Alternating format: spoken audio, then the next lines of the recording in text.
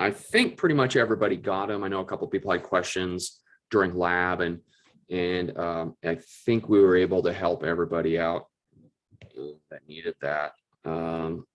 So let's just share this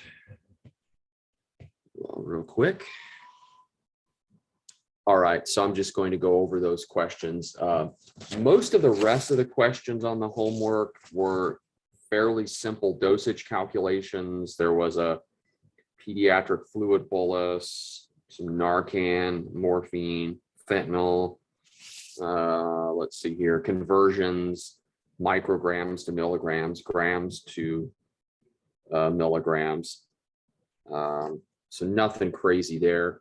Okay, so question 10, see here, you've got an adult patient, IV solution. So there are 20 milliequivalents of potassium in 1,000 milliliters. And you have orders, patient has orders to receive 250 milliliters per hour. And we want to know how many milliequivalents per hour is that patient receiving. And this whiteboard is utterly terrible. So let me, yeah, this is utterly terrible. Let me see if I can,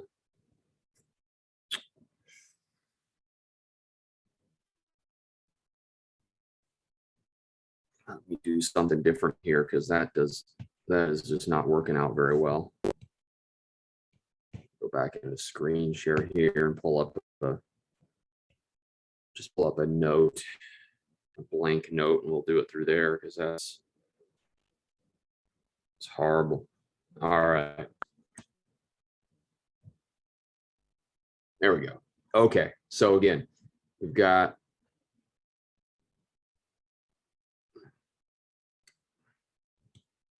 do that in a different color. All right, so we've got 20 milliequivalents of potassium KCl in 1,000 milliliters. Patients receiving 250 milliliters of that 1,000 milliliters per hour, and we want to know how many milliequivalents per hour the patient's receiving. So this is just a simple, what do I want? What do I know? So what do I know for a fact? Well, I know for a fact that there are 20 milliequivalents in a liter, right?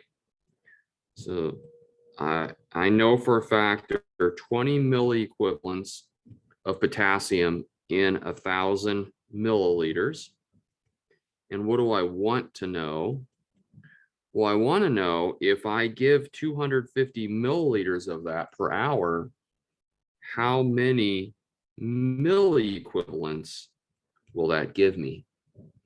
And then I just cross multiply. That's 1,000 x. All right. 250 times 20.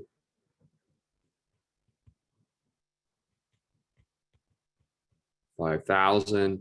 And then I just want to get x by itself. So we'll divide both sides by 1,000, isolate x, and that gives me 5 MEQ, right?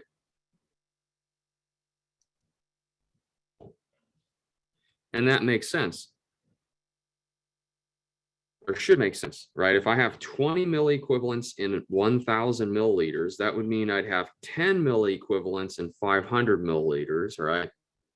And that should give me 5 milliequivalents in 250 milliliters. And so 250 milliliters an hour just give me 5 milliequivalents per hour. All right. And then the question 11 could go a couple of different ways, but it really asks, what is your next action at this time? And so really kind of what I was looking at here was not necessarily to calculate it, although that would be part of the answer, but what is your next action at this time? So if you receive an order right? You know, your next action is to think about the rights of medication administration, right? So you want to verify that. You want to verify the order. Is this order for the right person, the right dose, the right concentration, the right time, the right route? Do I have the right documentation, etc.? And so that's kind of what I was going for there. And that's something that you really want to get in the habit of doing, is verifying a medication with a partner prior to administering it. I know Ann Bellows, people she was working with, she's very, very strict about this, saying, hey, I want you to do this. That's a big push, is to verify that with somebody prior to administering it. But if we go and calculate it, so this is, let's see, an IV normal saline, 40 of K per liter. So I've got 40 milliequivalents of potassium per liter. You're ordered to administer 10 milliequivalents per hour. All right, so this is just, again, just another, what do I want? So what do I know for a fact? I know for a fact that I've got 40 milliequivalents in 1,000 milliliters.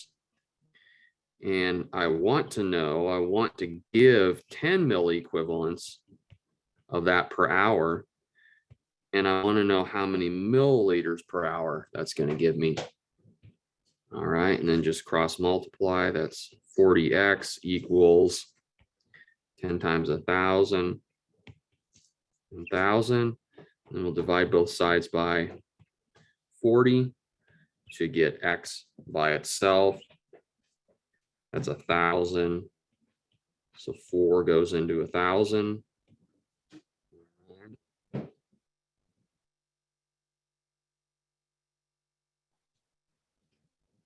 Goes in twice.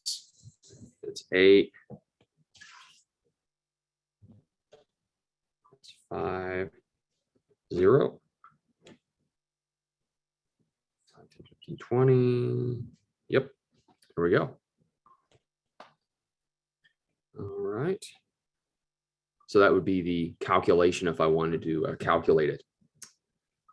So any questions over that particular assignment? Is everybody okay with that? Okay. I'm going to omit this number here real quick, and I need to figure out who this is. Okay, hey, there's a 575 number I just omitted. I have no idea who you are. Could you please identify who you are? I'll have to remove you from the queue.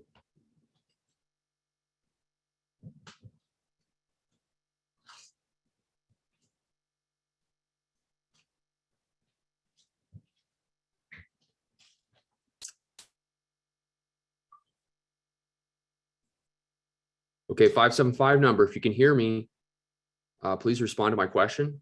Otherwise, I'm going to have to remove you. I don't know who you are.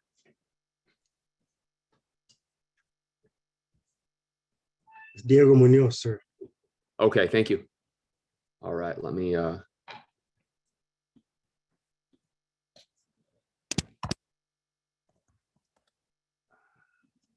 right, there we go. Just so I know who you are. All right, thank you. All right, so let's move on. The next thing I want to do is I want to talk a little bit about the quizzes, the review quizzes. So what I'll do is I believe review quiz 1 and 2 we can go over real quick. So let me just go ahead and go into screen share. And we will go through those. All right.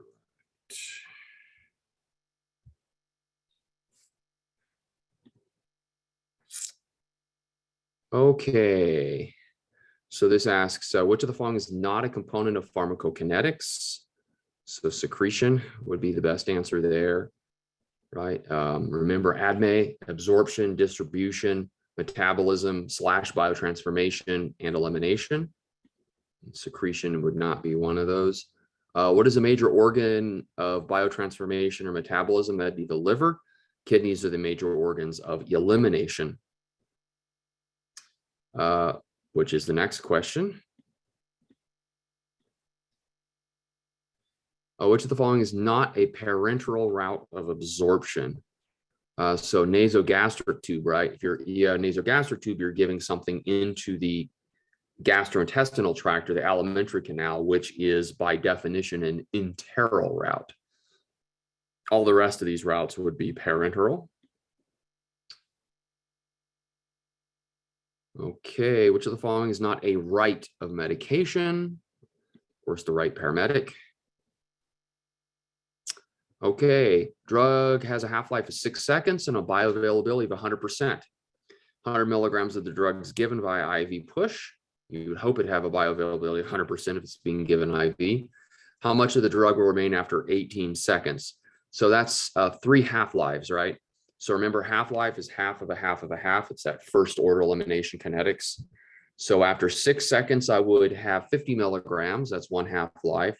12 seconds, I'd have 25 milligrams. That's 2 half-lives. And then 18 seconds, I would have, let's see, so 100, 50, 20, so 100, right? 100 milligrams, 50, 25, and 12.5. There it is.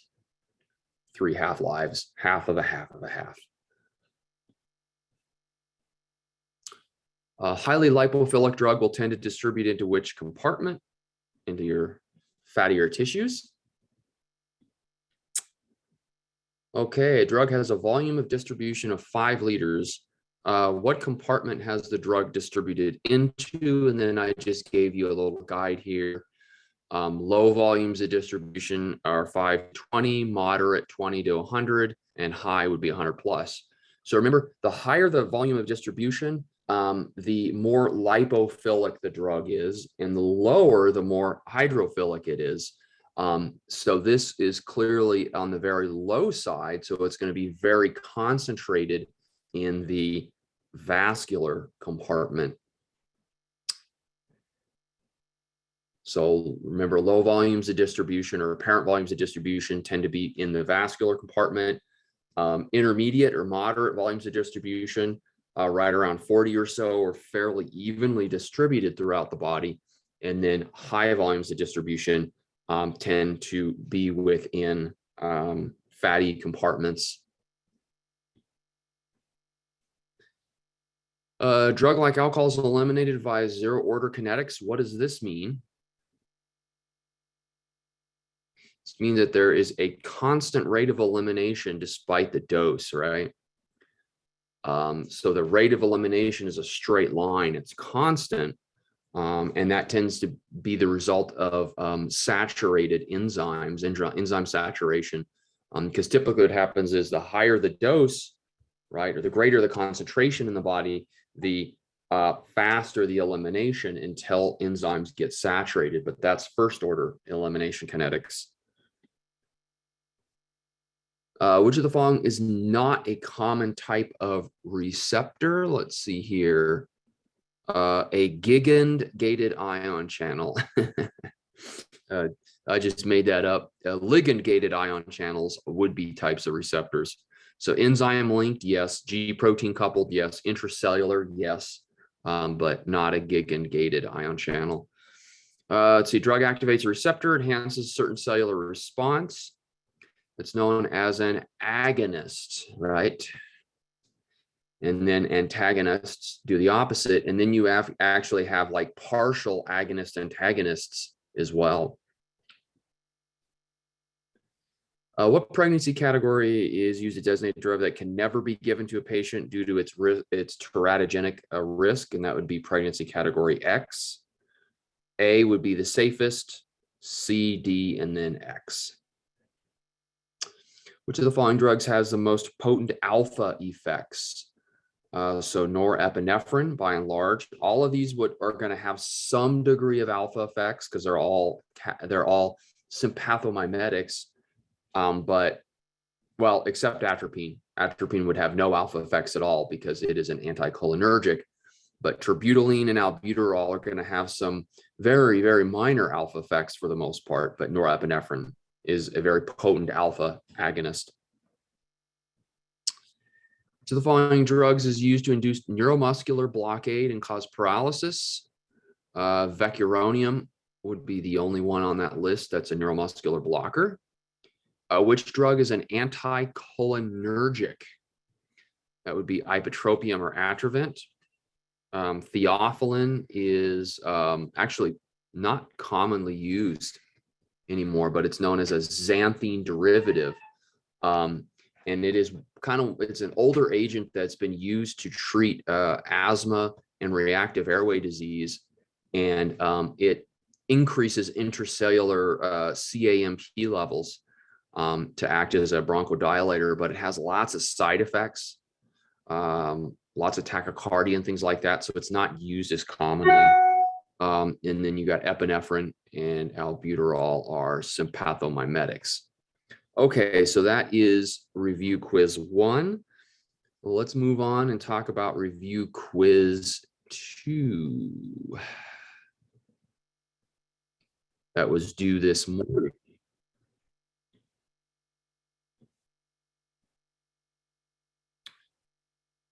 All right, so let's go ahead and go over that. Okay. Which of the following is a non-selective beta blocker? So atenolol, metoprolol, and esmolol are all cardioselective for beta 1, whereas propranolol is non-selective. It's beta 1 and 2.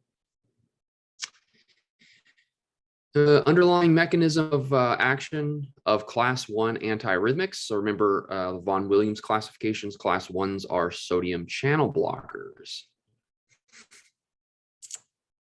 Which of the following is a class 3 antiarrhythmic? Let's see, that'd be amiodarone. Which of the following drugs treats tachyarrhythmias by temporarily blocking conduction through the AV node? That would be adenosine. Which of the following is not a calcium channel blocker?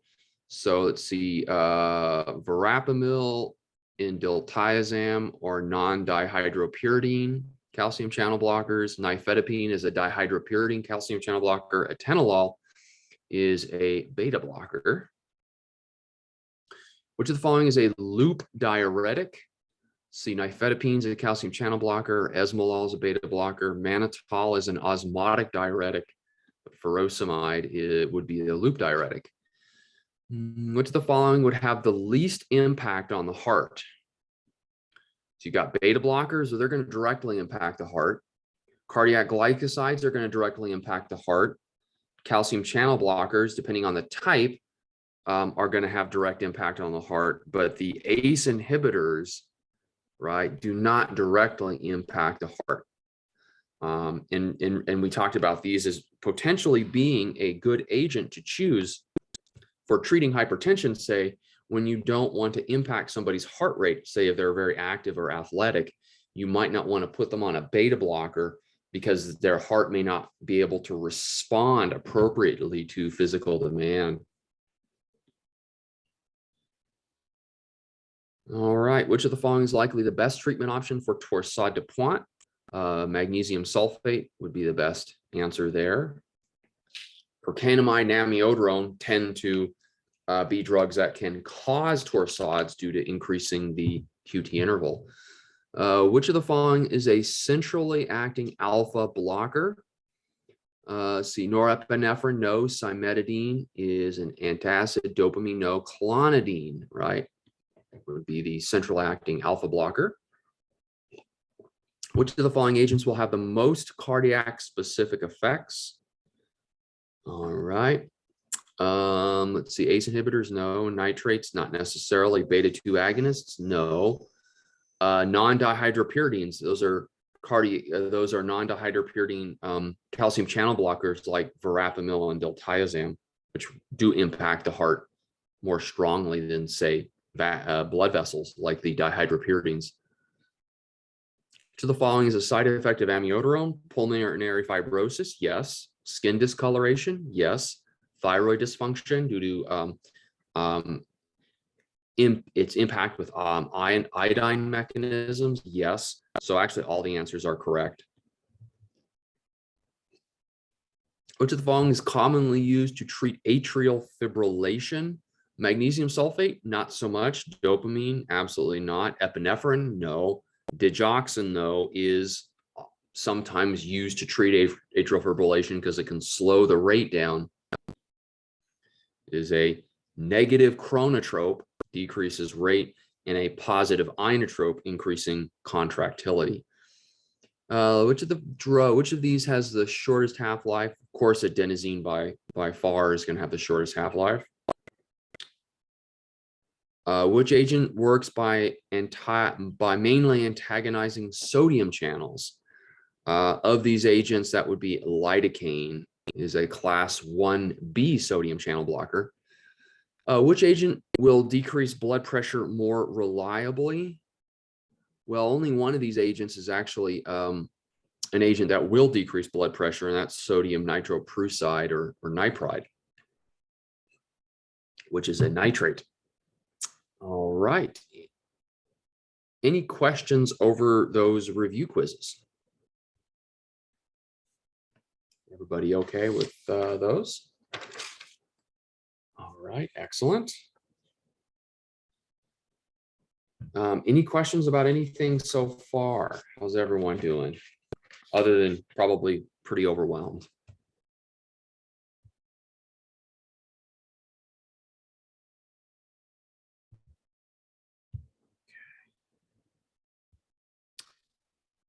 Well, let's move in and talk about some of the concepts that I want to get through today. There's some additional terminology I just want to make sure everybody's good on.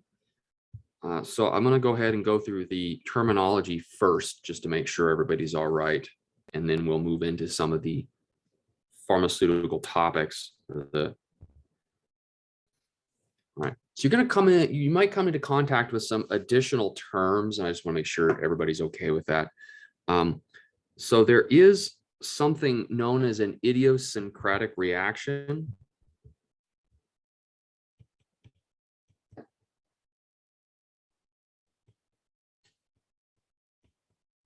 Does anyone know what an idiosyncratic reaction is?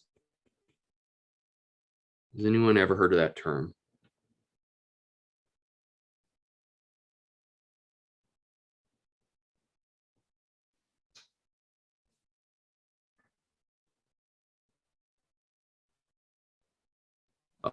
No worries, I got you here.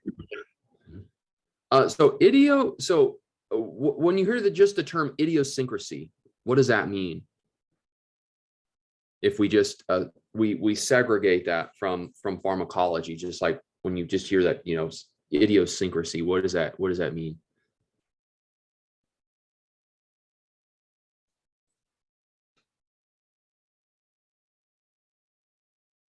It's like particular to a person or a way a person is.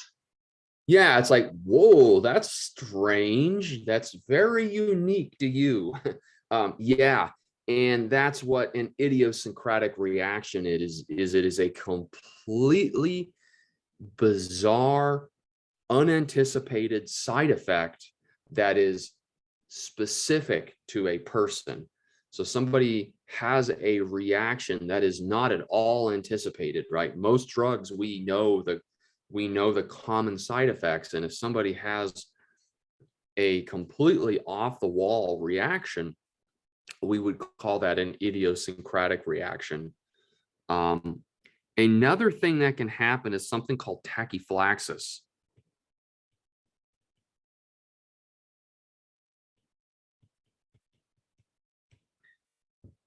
And tachyphlaxis is a weird word because you think, oh man, maybe it has something to do with anaphylaxis, or maybe it has something to do with a rapid response or something. And it kind of does. So what tachyphlaxis is it is when somebody becomes rapidly, how do I want to put this? A drug rapidly loses its effectiveness. So a drug rapidly becomes ineffective. That's what tachyphlaxis is. So maybe like, let's say you're giving albuterol to somebody and it just quits working all of a sudden, and the patient starts getting worse very rapidly, right? The drug just quits working, right? And so they develop, a rapid rapid loss of effectiveness for the drug. That's tachyphlaxis. And then there's just another term I want to make sure everybody's okay on, and that is something known as bioequivalence. And bioequivalence is just two drugs that have the same biological effect, right? They may be different drugs, but they are equivalent in they're equivalent in their effects. So, right?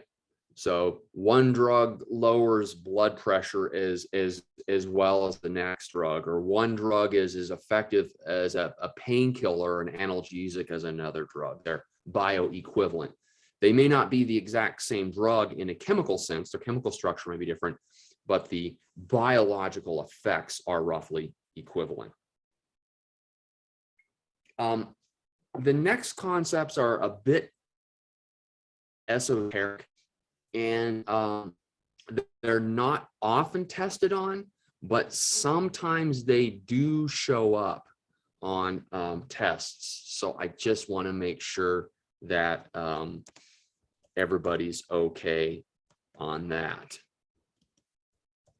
And these are alternative systems of measurement. We, by and large, go along with the metric system, but there are some older apothecary systems that are used. And so there's some terms I want you to be familiar with. And the first term is something called a grain.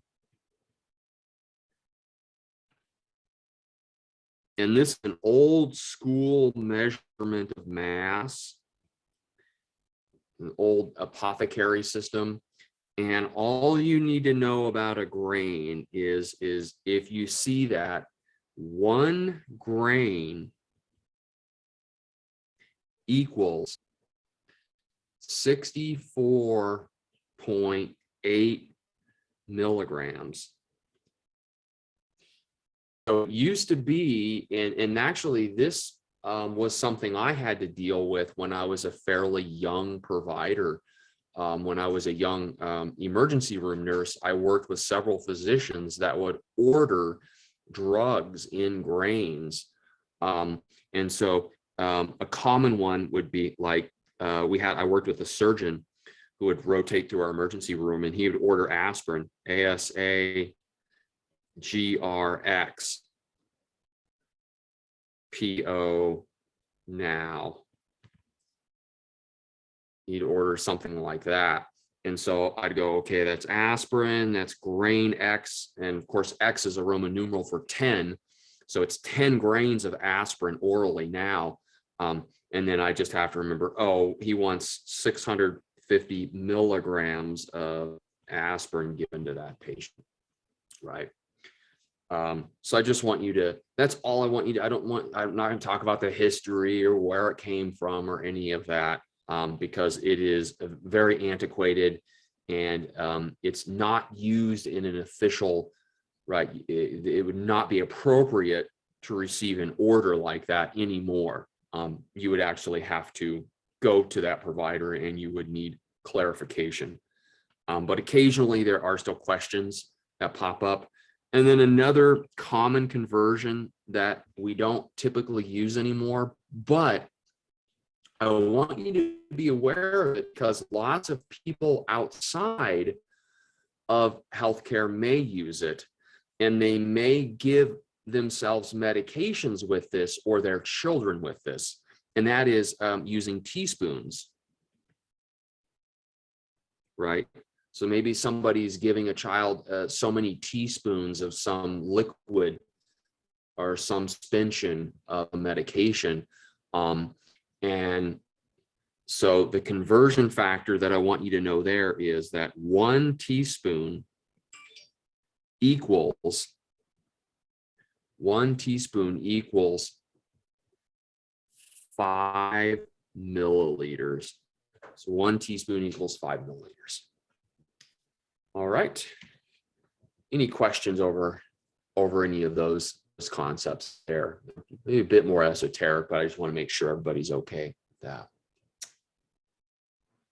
Okay, excellent. Well, moving on.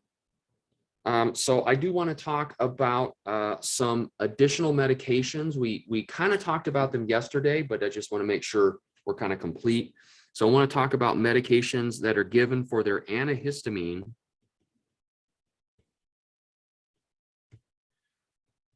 or their anti-emetic effects. And many antihistamines double as antiemetics as well.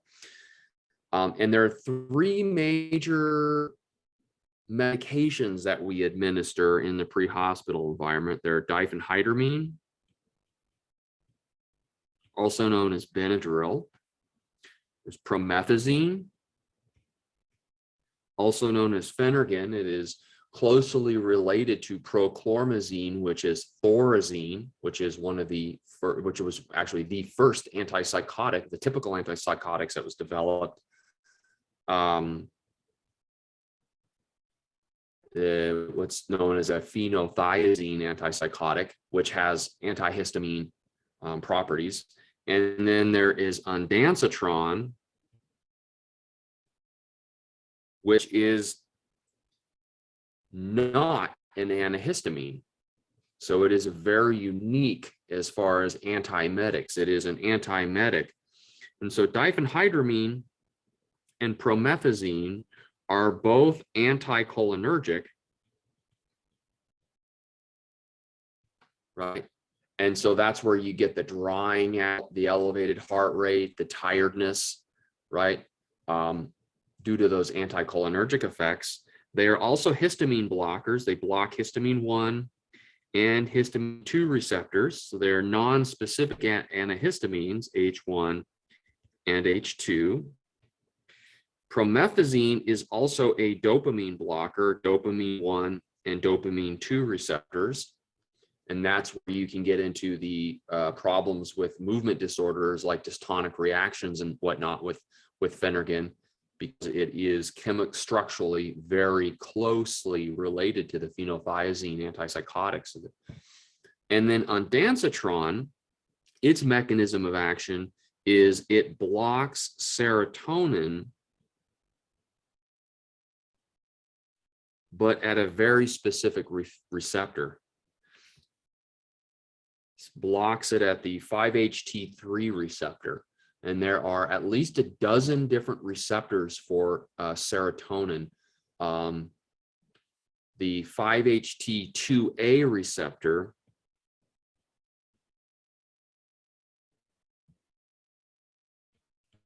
is a common target for blocking because many drugs that cause hallucinations,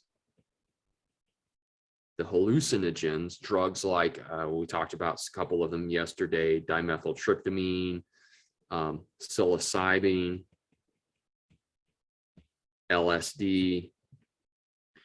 All right. Those particular medications actually activate this receptor in the central nervous system.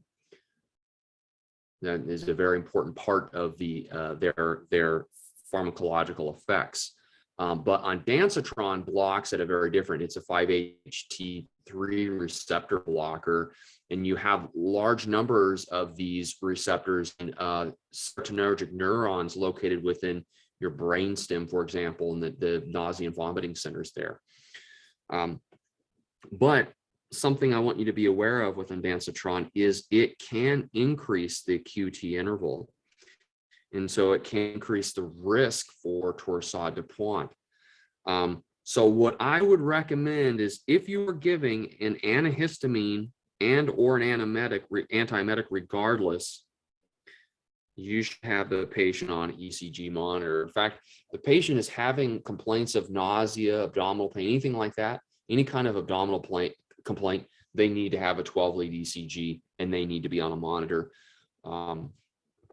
but this is actually a very important thing to understand. All right. And are you all familiar with something called a black box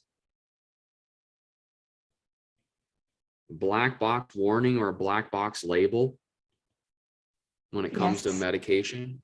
Okay, so that's like a special indication that is a special, notable, potentially life-threatening or life-altering side effect of a medication. And some of the medications we administer have this black box, black label, like some of the antibiotics, which you all are going to be watching videos on tomorrow. Certain antibiotics, certain classes of antibiotics, like Levaquin or levofloxacin or ciprofloxacin, the what are known as the fluoroquinolones, have a black box label on them, where spontaneous tendon rupture is more likely in people that are on the fluoroquinolone antibiotics, particularly the Achilles tendon spontaneously rupturing. You might imagine that's a potentially devastating injury. Now, with that in mind, there are also other categories of agents that are specific blockers of histamine, and these are referred to as the H2 blockers. The H2 blockers. And these block the histamine 2 receptors as opposed to histamine 1 and histamine 2. And histamine 2 receptors play an important role in the production of stomach acid.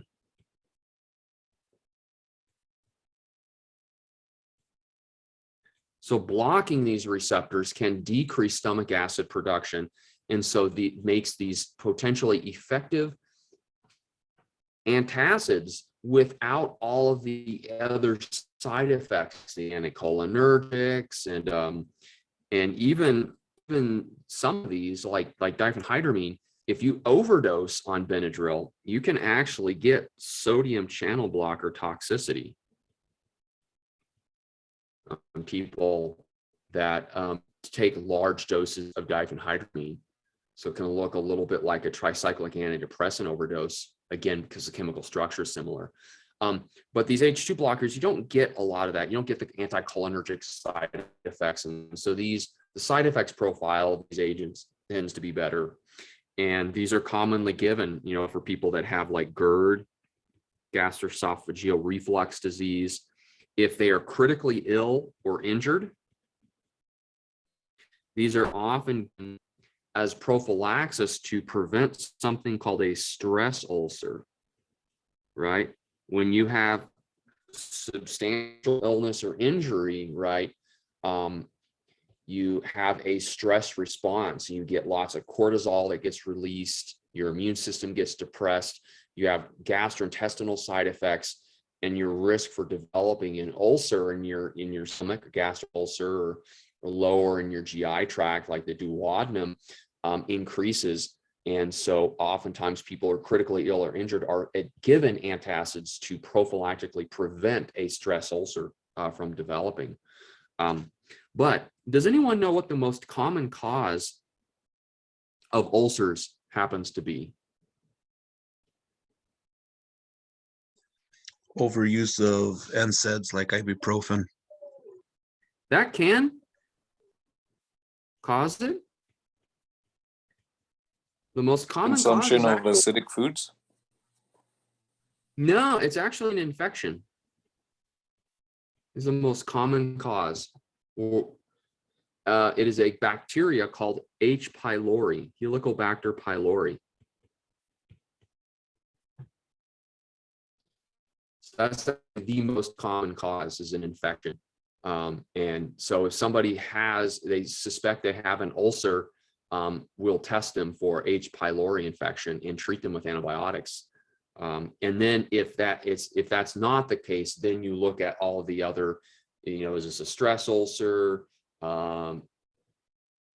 is this, due to chronic ingestion of NSAIDs, right? Some of the other differentials out there. But yeah, H. pylori infection is the most common cause.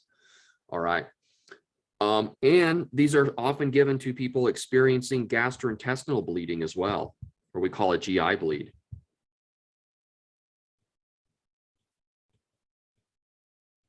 Particularly if it's in the upper gastrointestinal tract. And some examples of these include things like cimetidine and ranitidine. Ranitidine is also known as Zantac. Does anyone know what cimetidine is? The trade name, common trade name for cimetidine?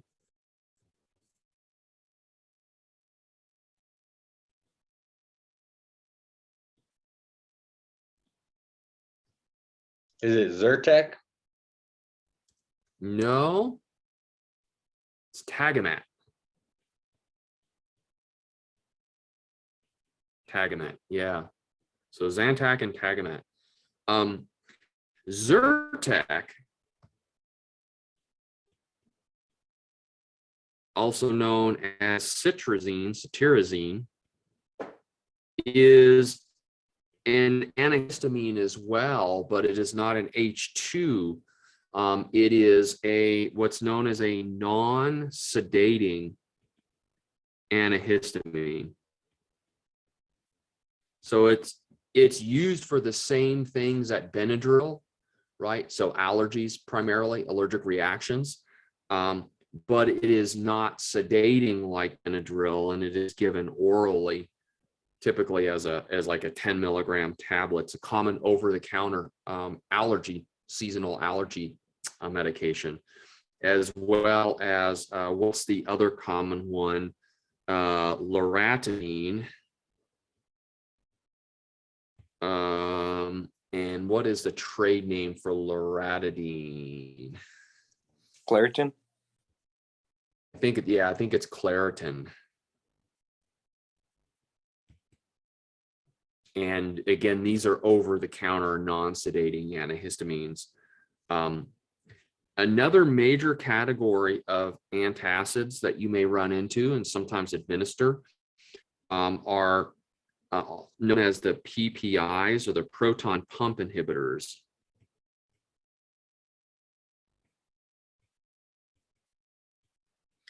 And these inhibit proton pumps in the stomach and prevent the production of hydrochloric acid by inhibiting, right? Because you need protons, right? You need hydrogen ions, combine them with chloride ions to make hydrogen chloride that then dissociates into hydrochloric acid. And so you inhibit those and you can decrease the acid production in the stomach. And these include things like lansoprazole,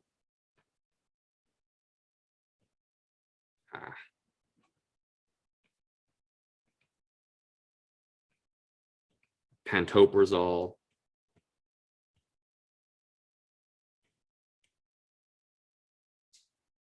and they can be given intravenously as well as the H2 blockers.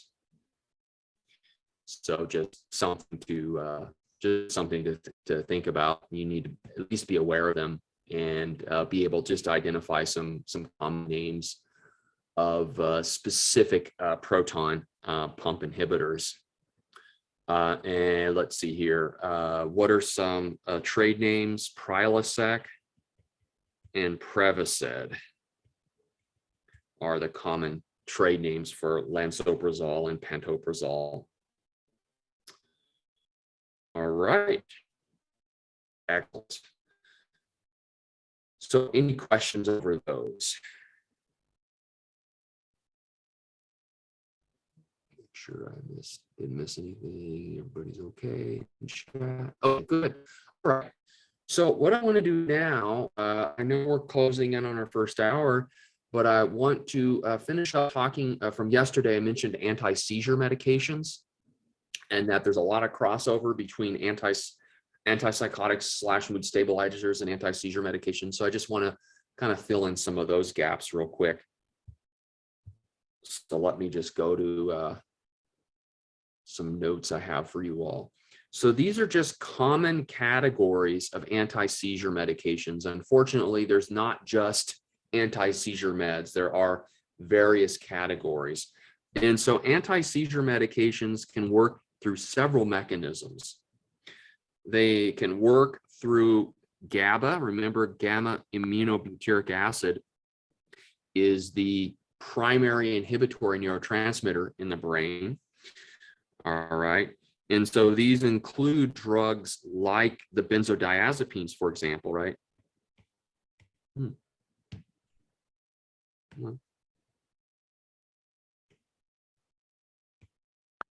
My pen to work here.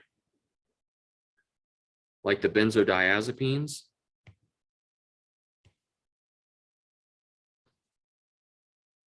The barbiturates, phenobarbital. All right, but there are other drugs that modulate GABA activity like valproic acid, also known as Depakote, gabapentin, also known as Neurontin. All right, there are drugs that also inhibit calcium channels in neurons, because calcium flowing into neurons is an important part of how neurons release neurotransmitters. So essentially the action potential gets to the end of the neuron, and at the end of the neuron, the axon terminal, little calcium channels open up, calcium flows in, and it allows the vesicles that contain the neurotransmitters to dock to the cell membrane and open up and release the neurotransmitters. So you can modulate seizure activity with those agents as well. So something like ethosuximide, which I believe goes under the trade name of Zorantin.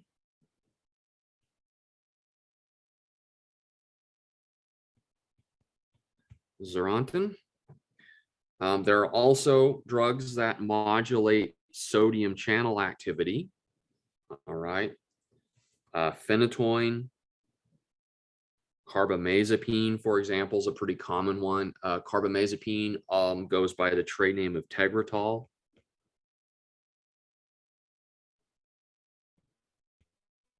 Or sometimes you can get an extended release or slow sustained release like XR, Tegretol XR. That XR just means a sustained release.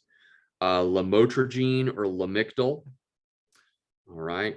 And then you have drugs that modulate glutamate receptors. Remember, GABA is a primary inhibitory neurotransmitter, and glutamate is a primary excitatory neurotransmitter. So you can decrease glutamate action through different medications as well, felbamate and others. All right. So these are just some ways you can kind of classify some of these medications. But remember, a lot of these drugs also have actually have psychiatric uses.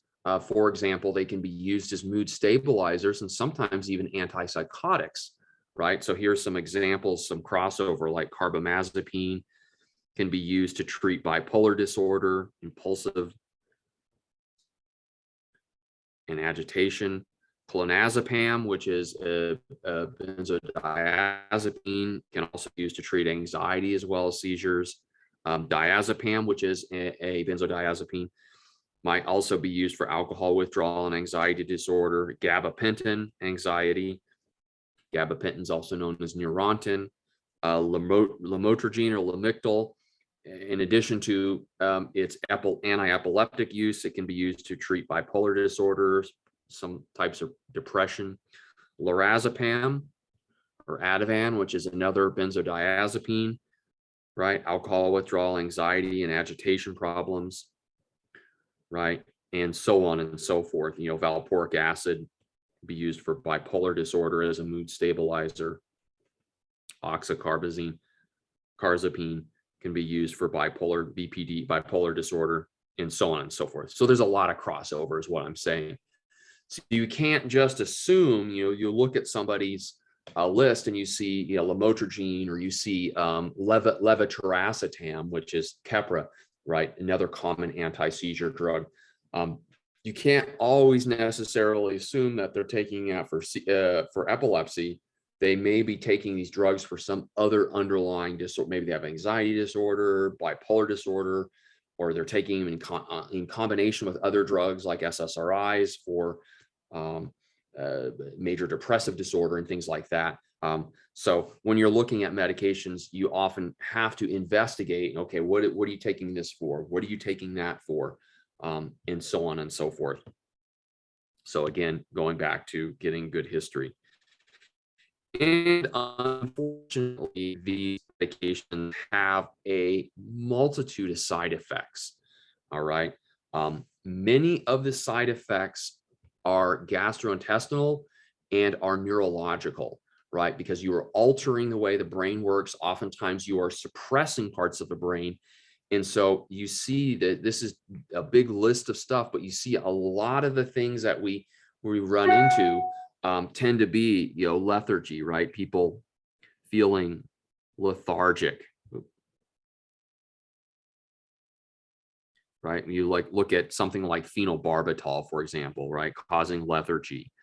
And you'll see that drowsiness and lethargy, drowsiness, dizziness, right? Sedation and lethargy, right? When you talk about the benzodiazepines and phenetoin and carbamazepine, right? And you see drowsiness and dizziness, you see these things pop up time and time again. And so these are very common side effects of a multitude of anti-seizure and anti-epileptic medications, as well as antipsychotics and mood stabilizers. In addition to that, because dizziness is so common, the risk for falling is going to be elevated. And so sometimes people are at higher risk for injuries, or if they're operating machinery while on these medications, right, the risk for accidents can happen as well. We talked about this yesterday. Weight gain is a common side effect for many of these medications. All right. And occasionally we also see something called Stevens-Johnson syndrome, or SJS, pop up, right? You see it here, and then you see it here with valproic acid and phenetoin. So you see it pop up in a couple of different places. And SJS, or Stevens-Johnson syndrome, is fairly common, or not fairly common, is more common with antibiotics as well. And let me ask you all a question. Does anyone know what Stevens-Johnson syndrome is, since we're mentioning it here? Anyone ever heard of that?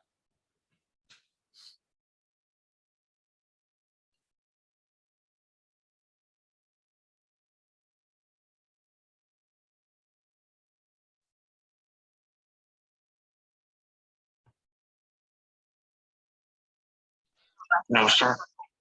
So Stevens-Johnson syndrome is it's an autoimmune reaction.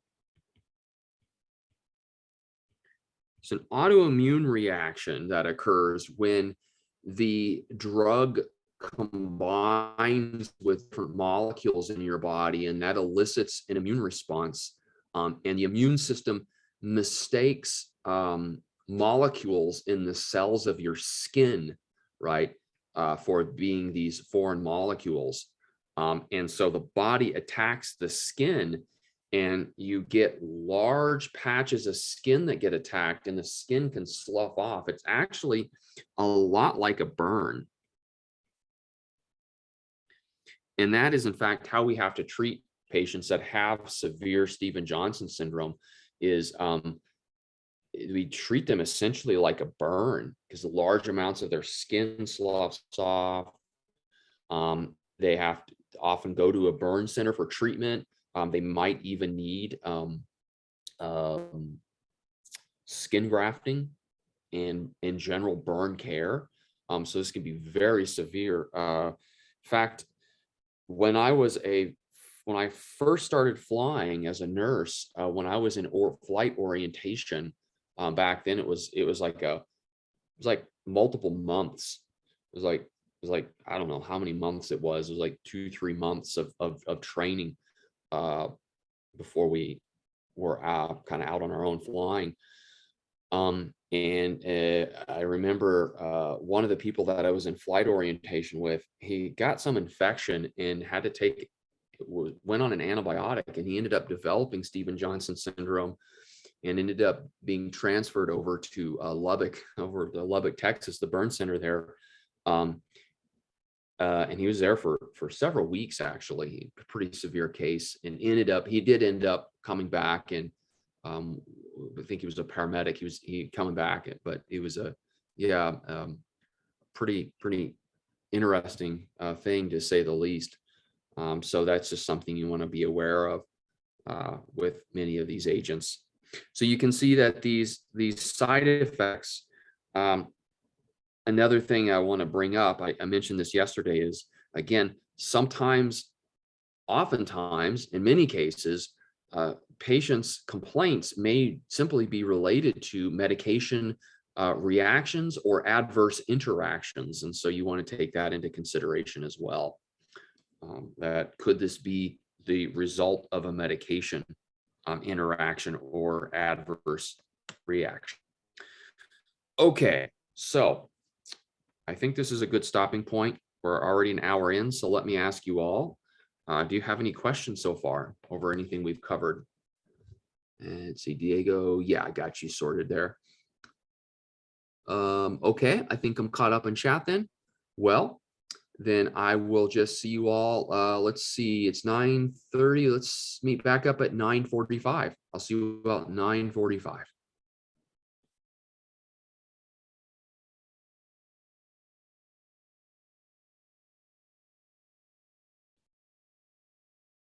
Okay, any questions before we get going?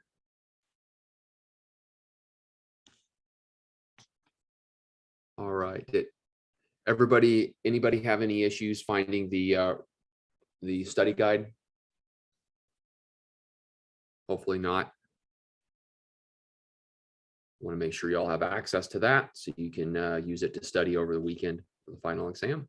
All right, well, let's move on. So some additional stuff I want to get through. There's a couple of additional toxicological concepts I want to talk about. These are agents that we haven't really spent any time talking about. And the first is something called fomepizole. So let me ask you all a question. What is fomepizole used for? Since you all had to do a drug card on it.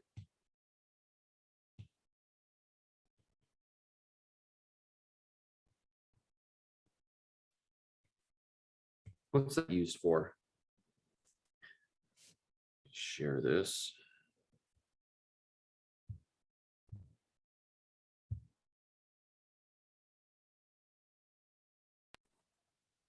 It's for a like ethylene poisoning. I think you're in the right track. So it's used as a kind of an antidotal agent for toxic alcohol ingestion or exposure. And the two major toxic alcohols are ethylene glycol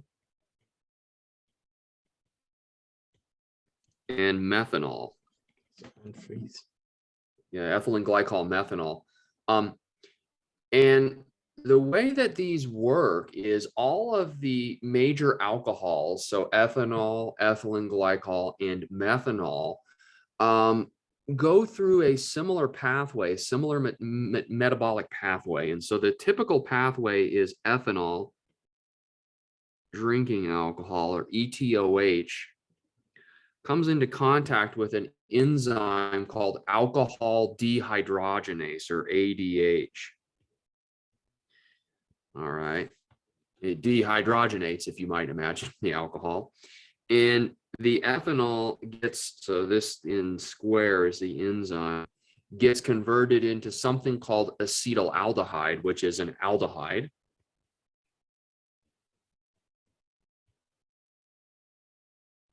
And then there's another enzyme called ALDH, aldehyde dehydrogenase, that further metabolizes acetaldehyde, and it eventually gets converted into carbon dioxide and water. That's eventually what ethanol gets converted into. Now, the other major toxic alcohols, like methanol, for example, also goes through the alcohol dehydrogenase pathway, but instead of getting turned into acetaldehyde, it gets converted into another aldehyde called formaldehyde.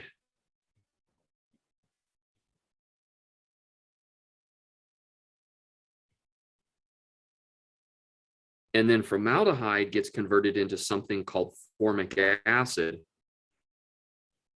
which then dissociates into formate, right?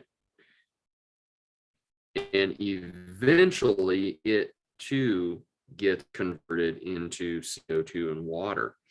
And it is the formic acid in this formate here that is a big problem with methanol. These are very toxic. They, as you might imagine, they're very acidic, so they decrease the pH and they cause a metabolic acidosis. And they also impact areas of the brain, specifically areas of the brain associated with vision, right? So visual problems like blindness, certain kind of visual deficits will result, in addition to a pretty severe metabolic acidosis. So methanol, also known as wood alcohol, it's common solvent in certain household cleaners and things of that nature. It's also, if you make a whiskey, if you do not distill it properly, your whiskey, the ethanol that you're trying to make, can get adulterated or contaminated with methanol. And then the other major one is ethylene glycol. It also goes through ADH, and then it gets converted into another aldehyde called, it's just a glycol aldehyde.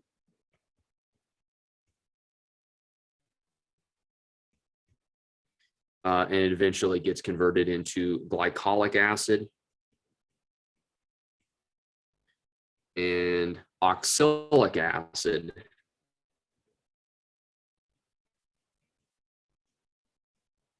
And the oxalic acid, as you might imagine, decreases pH, very toxic to the kidneys. It's very good at causing kidney injuries and renal failure. And the oxalic acid tends to combine with calcium to form calcium oxalate, which can further exacerbate the kidney injury. So in all three cases, the alcohol dehydrogenase enzyme is kind of the first part of metabolism. And so what fomepizole does is fomepizole blocks the action of the alcohol dehydrogenase enzyme.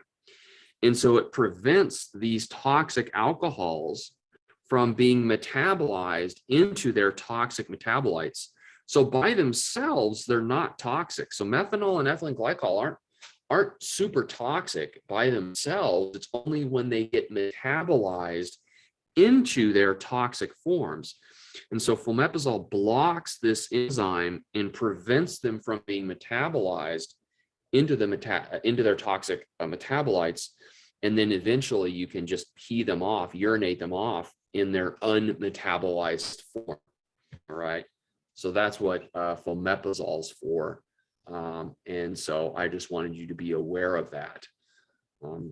Some other toxicological agents that we haven't talked about up to this point include an agent called N-acetylcysteine, or mucomist.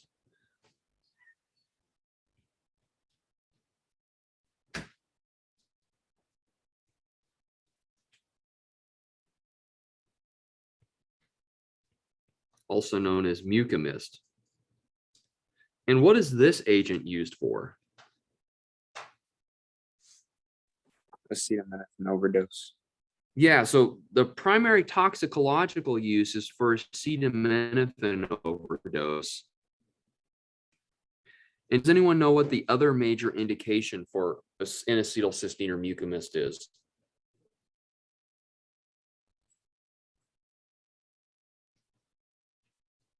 Anybody know?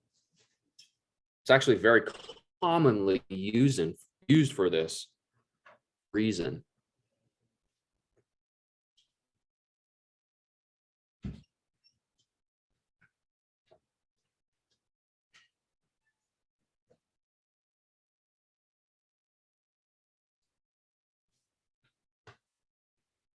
It's commonly used as a mucolytic. What does that mean? What is a mucolytic?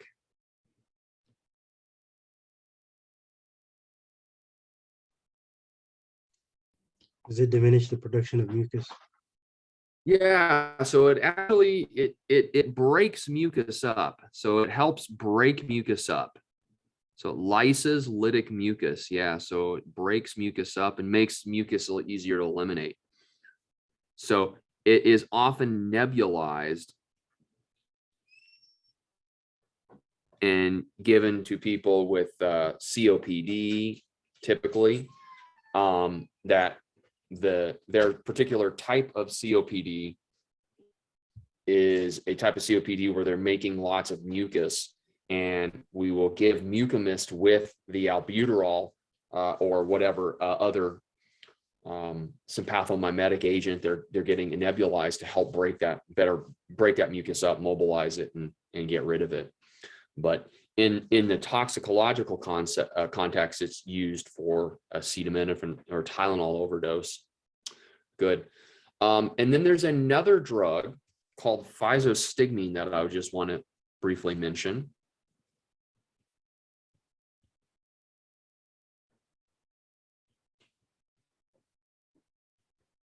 And what is physostigmine used for?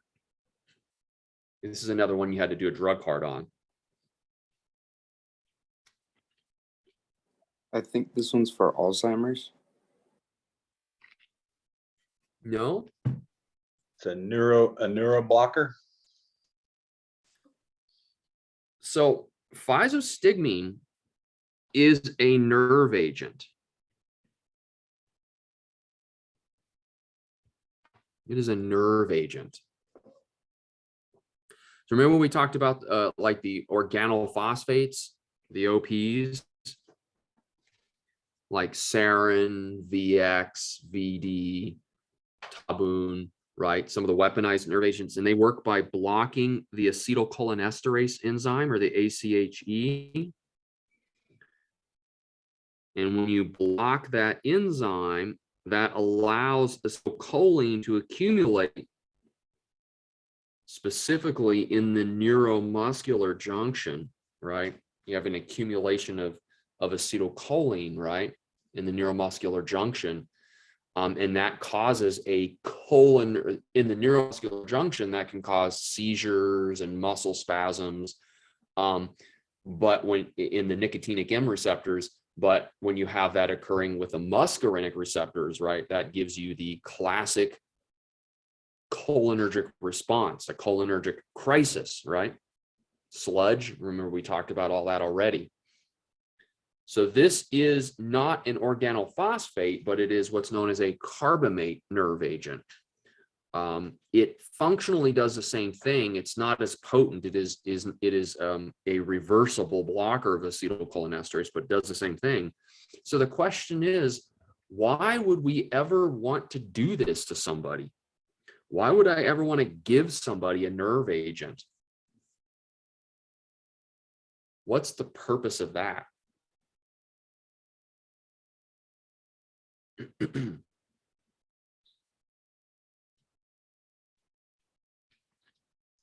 You want to reverse a neuroblocker anticholinergic toxicity of some kind? There you go. Yeah, absolutely. So certain neuromuscular blockers can be partially reversed by this, and the primary use And a toxicological concept is if you have anticholinergic toxicity. So somebody's overdosed on a highly anticholinergic agent like scopolamine or hyoscamine, or maybe even a large Benadryl overdose, and they have really substantial anticholinergic side effects, right?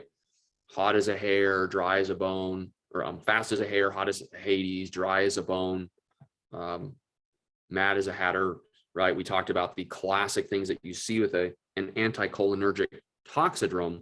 The physostigmine can increase the cholinergic response, right, to counteract the anticholinergic toxicity. Now, there is another drug called neostigmine that can do the same thing, but neostigmine doesn't work as well because it doesn't penetrate into the central nervous system, and that's actually a really important part of some of these drugs is the blood-brain barrier, right? Let me give you another example. Say Parkinson's disease.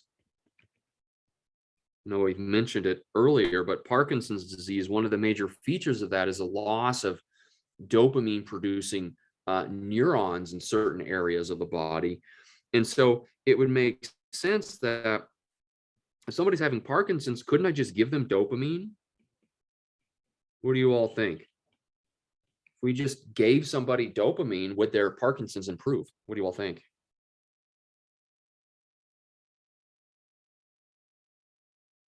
No, Well, why not?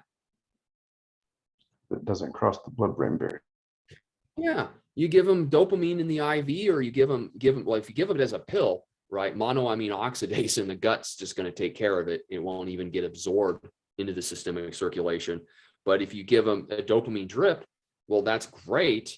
But that dopamine isn't going to pass through the blood-brain barrier and get in the brain. So what we do is, this is one of the reasons why we have, one of the many reasons why there is that concept of a prodrug. And remember, we talked about what a prodrug is. It's something that's inactive, and then it gets metabolized into its active form. And so there's a prodrug of dopamine called levodopa and carbidopa. Levodopa. And what you can do is you can give somebody this that can cross the blood-brain barrier into the brain, and then it gets converted to dopamine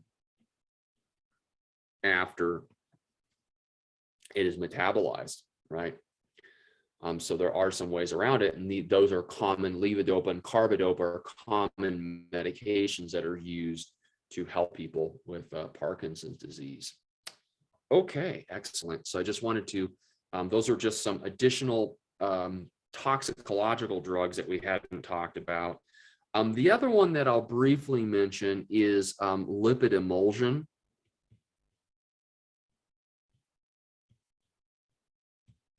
Typically, this is going to be a 20% lipid solution, like Intralipid. And when would we ever think about administering boluses of lipid emulsion to somebody? What kinds of problem would this potentially be used to treat? For a person who can't feed themselves? That's actually what these lipid emulsions are. That's what they originally developed for. Is they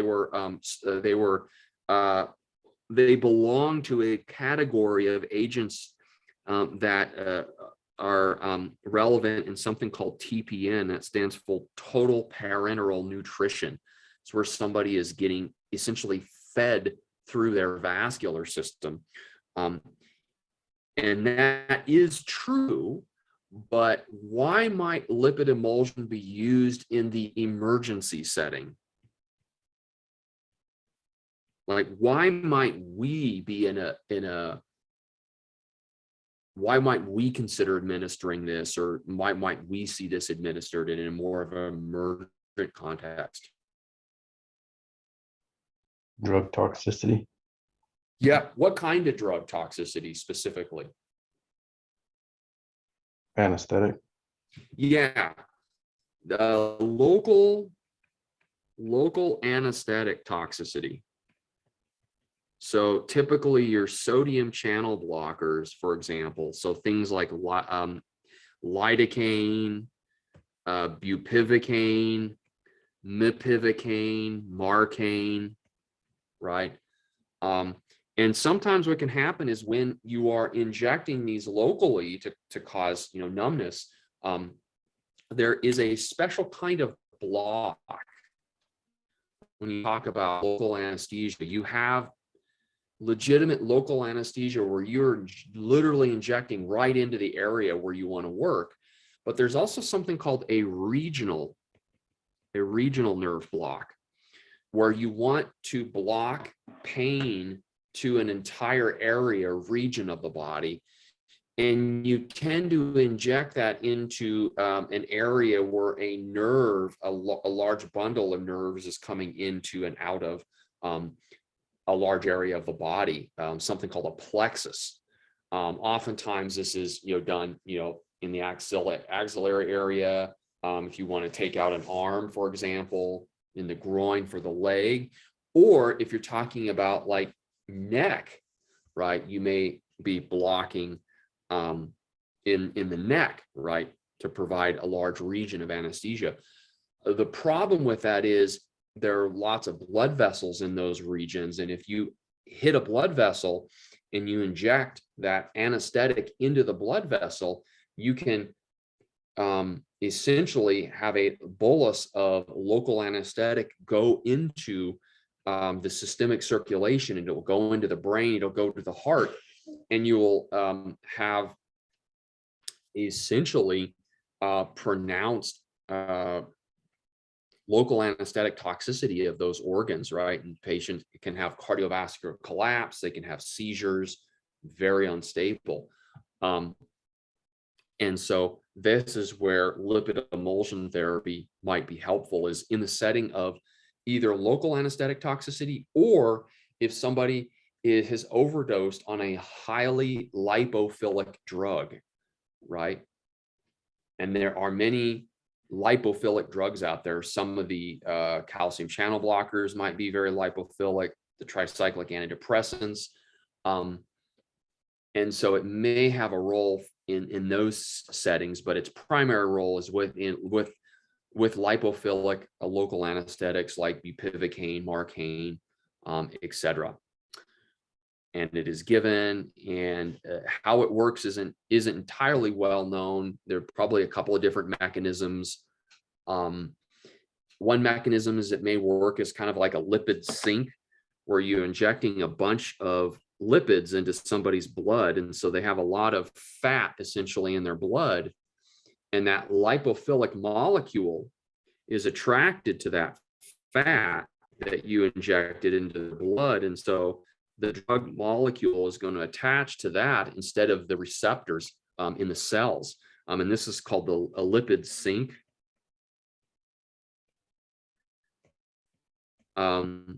That may be one of the ways it works. Another way is it may, lipid emulsion may work through various metabolic pathways. For example, we know that when we stress the heart out, as is the case in these toxicities, the heart will not be able to use glucose as effectively, and it will switch over to almost exclusive fatty acid metabolism for energy production. And so putting lipid in there may help facilitate energy production for the heart and help stabilize the cardiovascular collapse that's happening.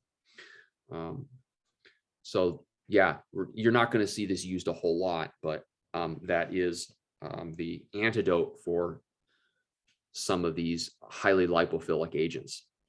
Okay, so now what I want to do is I want to pivot away from toxicology and into something completely different, and that is I want to talk a little bit about steroids. Specifically, I want to talk about what are known as the corticosteroids.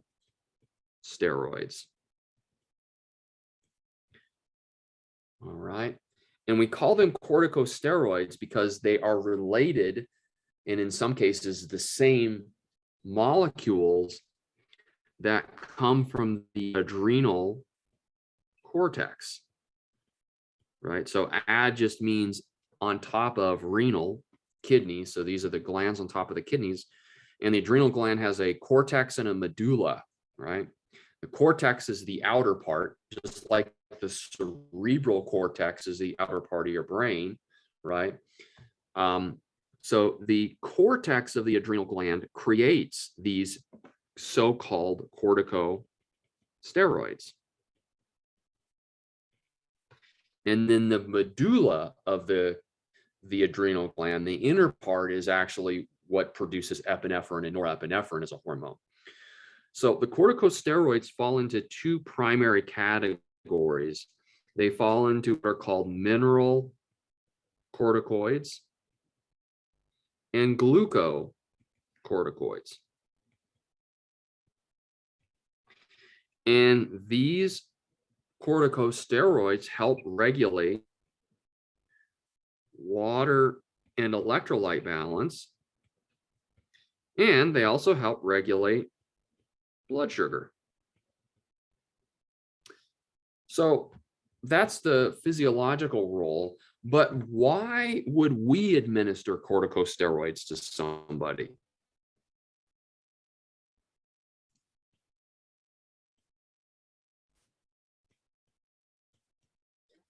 COPD exacerbation. Why though? What are you doing when you administer these? Decreasing inflammation. Immune system. There you go. Yeah, you're suppressing. A side effect of these steroids is they suppress the immune system. And as someone mentioned, when you suppress the immune system, you can decrease inflammation. And that may be helpful in certain inflammatory disorders, such as anaphylaxis. Right? A severe life-threatening allergic reaction, right? Where you have an overreaction of the immune system. So you've got anaphylaxis, you've got asthma, where you have hyperreactive or hyperresponsive airways, and certain types of COPD where you have substantial inflammation. And that's where these play a role.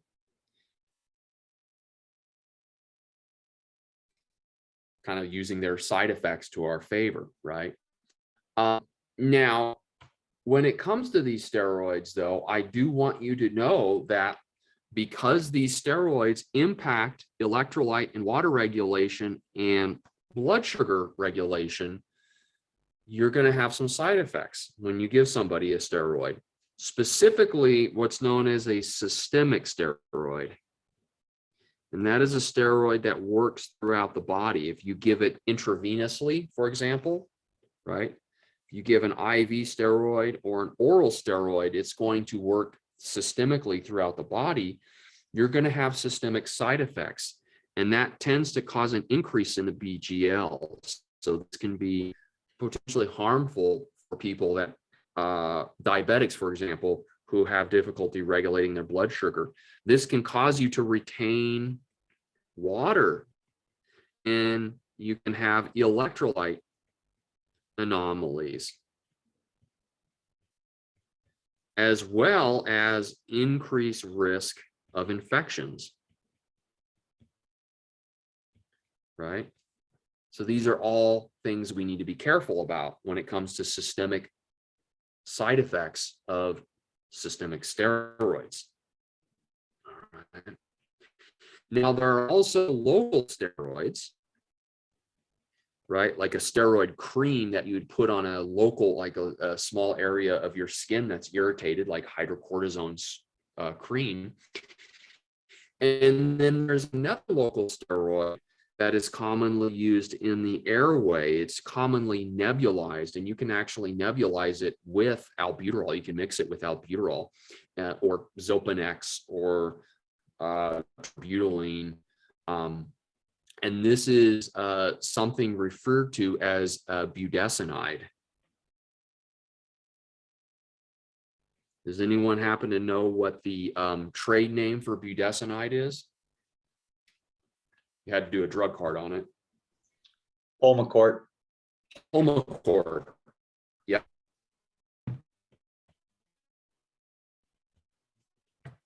So that's one we could actually potentially administer as paramedics. And then there are different like nasal sprays, Nasonex, fluticasone.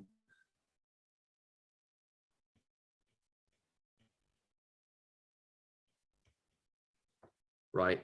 That don't go deeper into the lungs, but go into the upper airways, the nasal cavities and nasopharynx, and help with inflammation there. Thing I want you to understand is if you're giving somebody these local steroids like budesonide, that patient needs to rinse their mouth out after that steroid treatment. And why do you suppose that is? Thrush. Yep. What's thrush? You're absolutely correct. And what is that?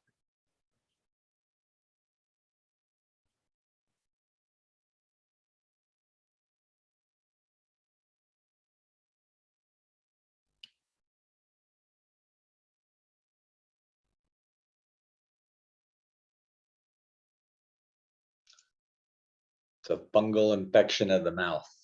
There you go. Yep. It is a fungal infection like Candida albicans.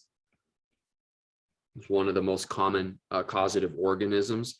And essentially what happens is when you nebulize this, it suppresses the immune system, and you're not able to keep the Candida in check.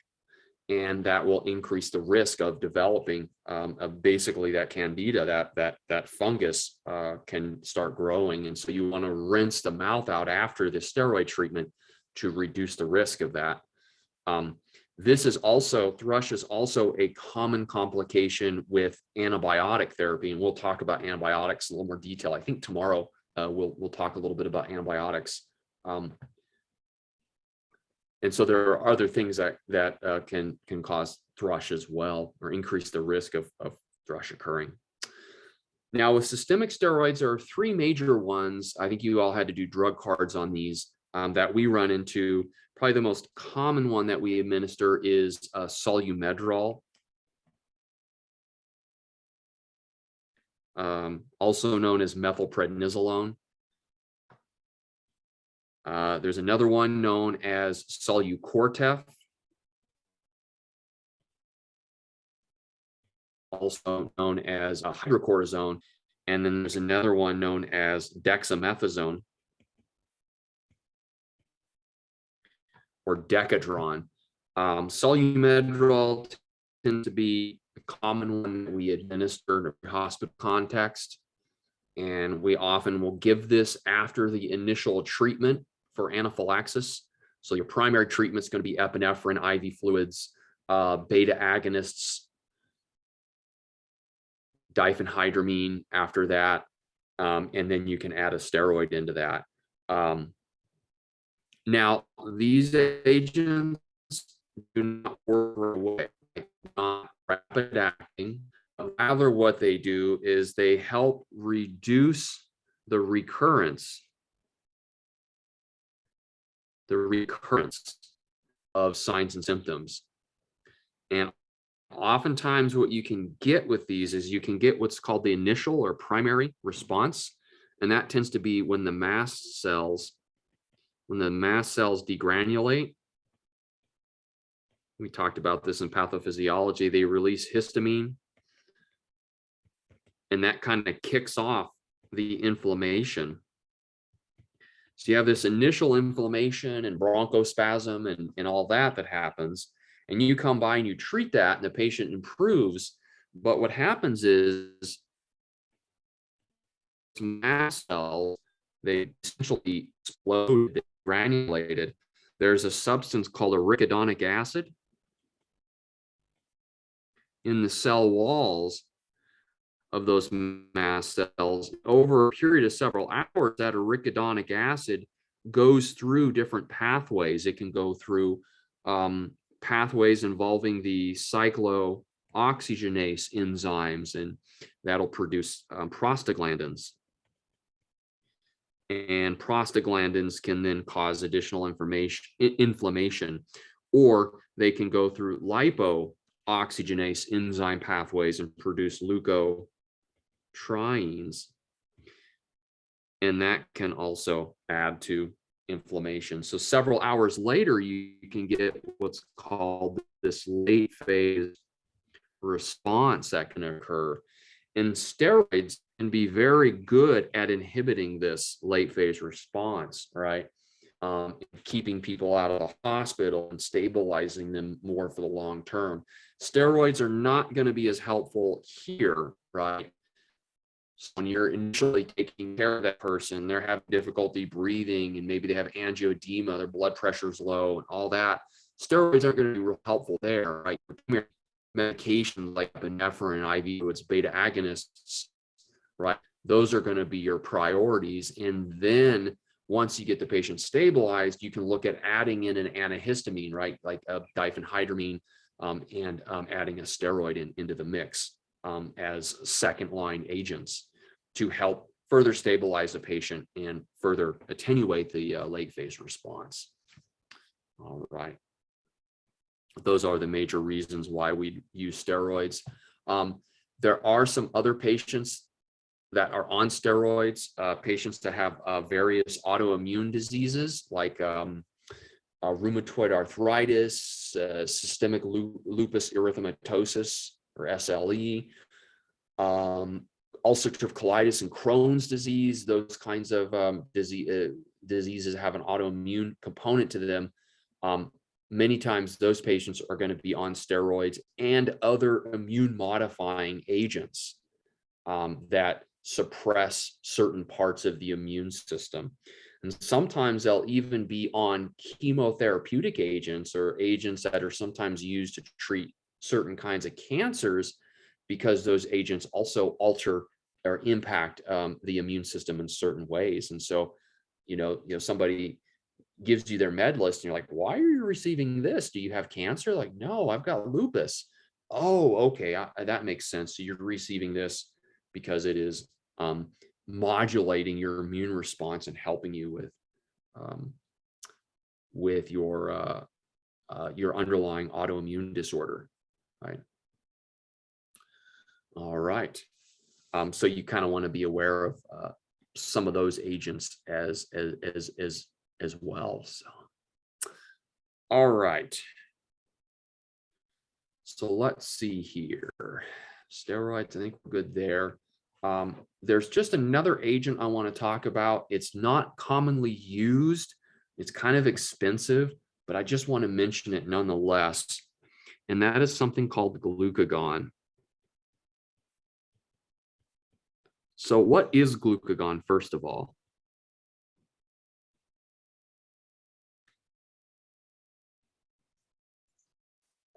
We use it to release the glucose in your body, all your glucose stores, right? For diabetic emergency, that type of thing.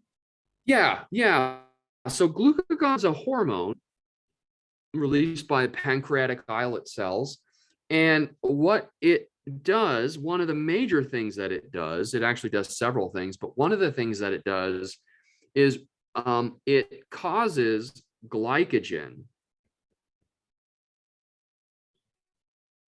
So remember, if you have excess glucose, some of that glucose gets essentially polymerized. It gets kind of clumped together to form glycogen.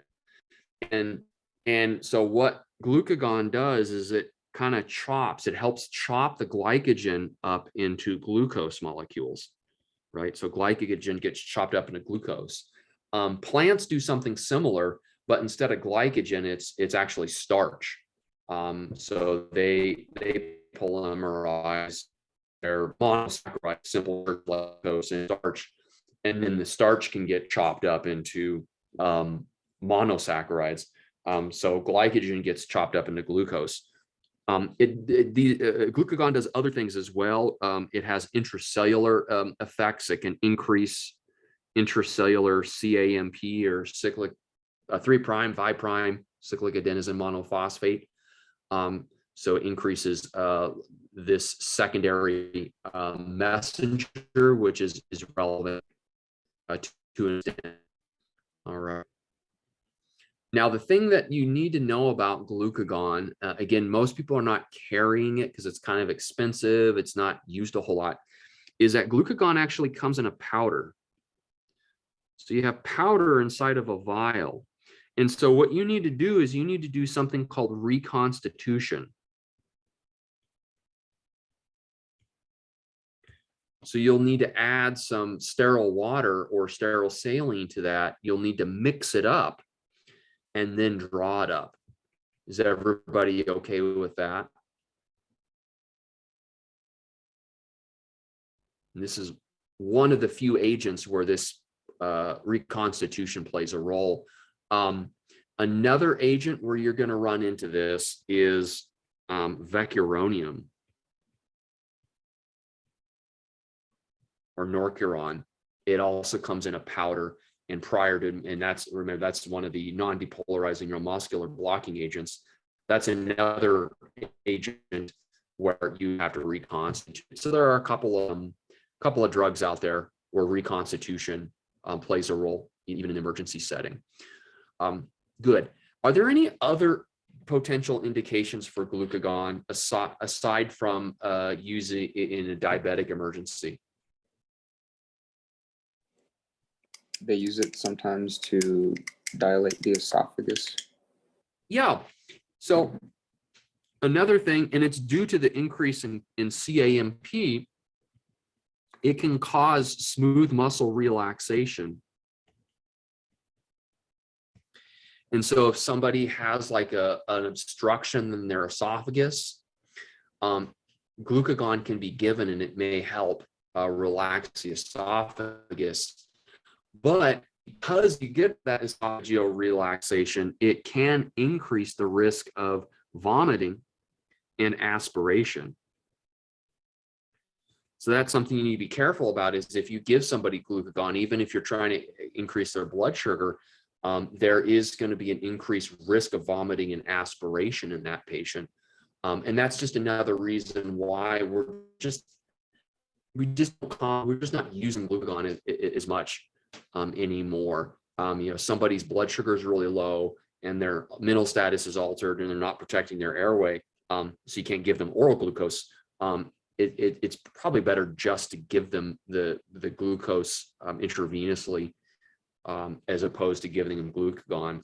And we know that glucagon doesn't work in people that have depleted glycogen stores. So, somebody who's very malnourished, for example, or a real brittle diabetic, or they have some underlying hepatic impairment, right? Glucagon may not work for all. So, yeah, but it's still there and you still at least need to be kind of aware of it. All right. But any questions over anything we've covered so far? Hey, Chris. Okay? Yes, sir. Somebody talked to me about using it on people who take beta blockers. Can you explain that? I don't remember what he said, but yeah. So glucagon is sometimes used in the setting of beta blocker overdose. All right. And so think about it. So you have your cell here, you've got the beta receptor, right? And you've overdosed, and so you've blocked and you've inhibited the beta receptor, right? And so what is that going to do? Well, that's going to decrease the heart rate. It's going to decrease contractility. All right. So you have a low blood pressure, real low heart rate. So how do we increase the heart rate? How would you normally increase somebody's heart rate and blood pressure? Let me ask that question. Atropine? Okay, you can give them atropine. What's atropine going to do? With some pathomimetic in general. Oh, you could give a pathomimetic as well, like epinephrine, right? But here's the problem. Where do these sympathomimetics work? The beta receptors. Oh, wrong. The beta receptors are already blocked, right? So you may have a very difficult time getting the heart rate to go up and increasing contractility of the heart in the setting of a beta blocker overdose because those beta receptors are blocked. But what glucagon does is it does not use the beta receptors, right? Glucagon gets into the cell through a backdoor mechanism and it increases intracellular CAMP, right? I mentioned that up here. And that's what beta receptors do, right? When a beta 1 receptor is activated, agonized instead of antagonized, right? It is coupled to a G protein, right? It's a TM7 transmembrane 7 G protein coupled receptor. And when it gets activated, the G protein breaks apart essentially and activates another molecule called adenyl cyclase, which then adenyl cyclase catalyzes conversion of ATP into CAMP, right? So when you block that beta receptor, you prevent the intracellular production of CAMP, whereas glucagon will increase intracellular CAMP levels through other mechanisms, not through the beta receptors. So it's thought as kind of a way of getting around that. The problem is there's not like a whole bunch of evidence out there on this. And you typically have to give a boatload of glucagon, like 5 to 10 milligrams of glucagon as like your initial dose.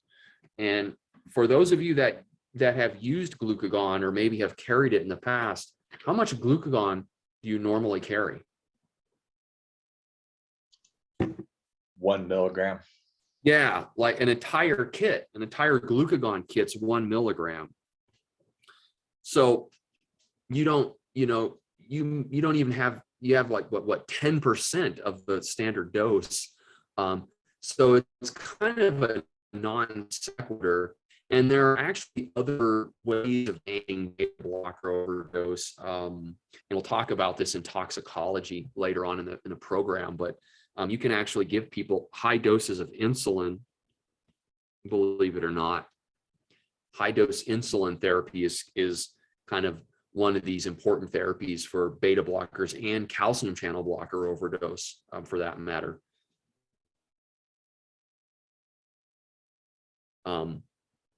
But, if you have a boatload of glucagon, you might consider using it, if you have enough of it and it's the appropriate situation. Good question, though. Good. Any other questions?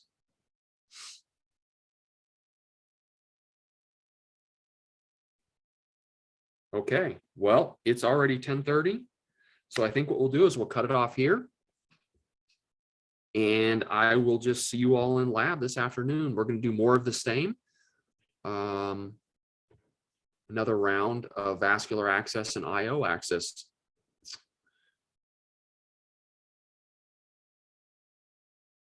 Drive safe, and I'll just see you all in a couple hours. Thank you all so much. Thanks, sir.